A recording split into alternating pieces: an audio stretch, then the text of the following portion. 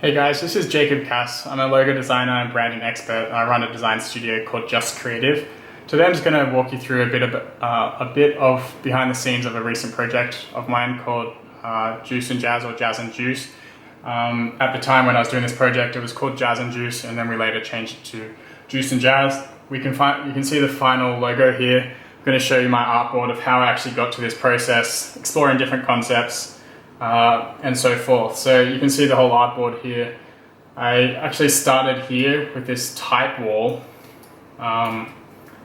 which is basically a wall of fonts I have installed on my computer, just to get a feel for how we could take the brand.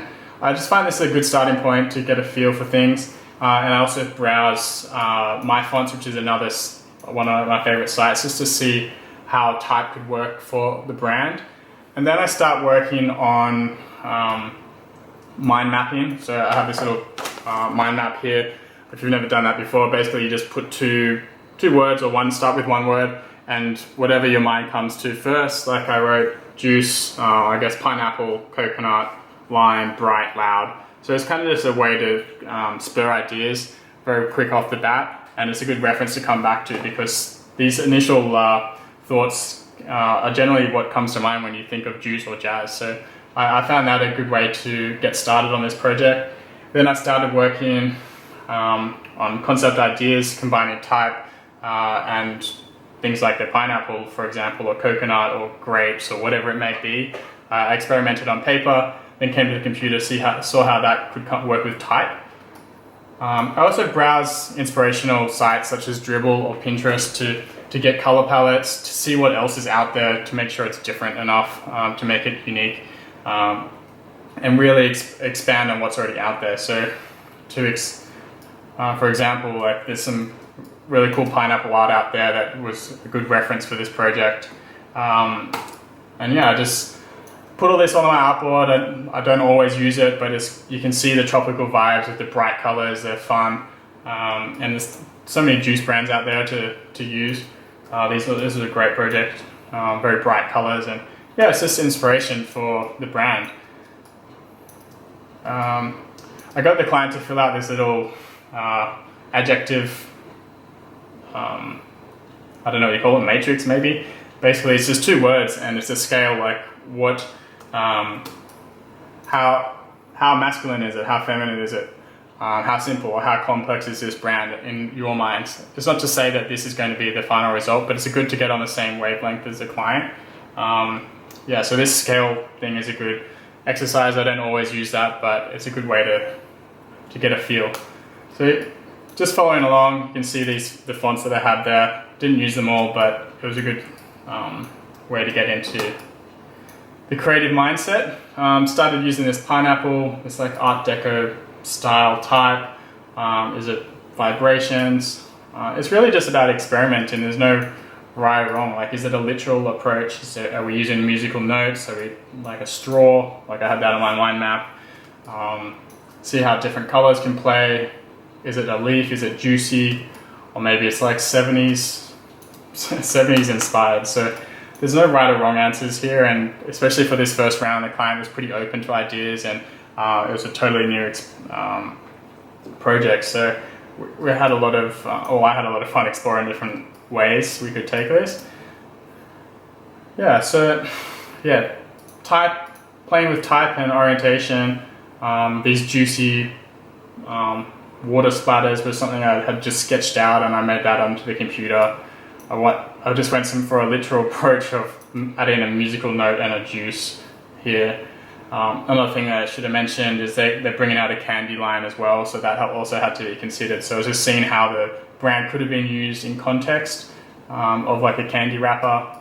So this is all through the process of just seeing like how could this brand work. You can start seeing leaf elements, the type, these musical notes I've just grabbed from a different font on the web. So utilizing resources as much as possible to save time. Like I don't have to redraw every musical element. It's something pretty common. So later down the track we can customize it if we go that route.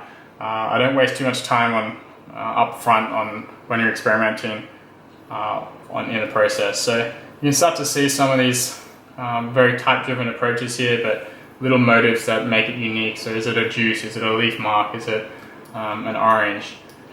And yeah, just experimenting with type. It's not always right or wrong, but seeing how other elements come into play. Is it illustrative?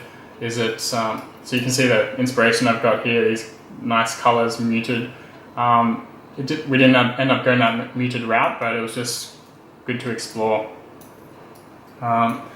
Continuing further, trying that bright color palette that you can see that I got it from here.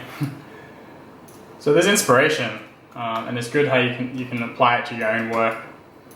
So I finally got down to this short list of, I don't know, say 8 to 10 logos, and ended up presenting probably 6 or 7 to the client, 1 logo each page, and then we had a discussion about what was working and what wasn't. We changed the name from Jazz and Juice to Juice and Jazz, and we ended up utilizing watercolor. We came across this pattern of watercolor. The shop they have is actually going to be set in a tropical garden setting, so we felt this watercolor approach was best for the brand versus something more elegant like this, or Art Deco, or jazzy like this.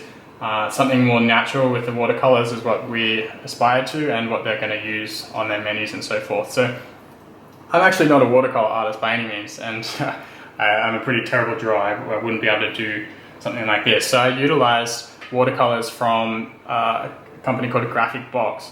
Used those watercolors, created something unique, added the name, and we're going to use these leaf motifs for the rest of the brand. So even if you go through all this process to explore different avenues, you shouldn't be afraid to utilize other people's work or specialties such as watercolor to really further your own work.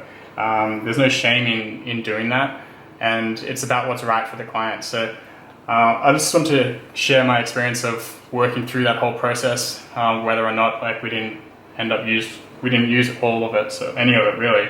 So that's a bit behind the scenes, and yeah, we're going to be utilizing that watercolor in their menus and everything going forward. Unfortunately, the store's been put on hold just because of bureaucracy and red tape over there, and they need to work out some policies, but I hope to see this brand come to fruition very soon. Let me know if you have any questions. Thanks.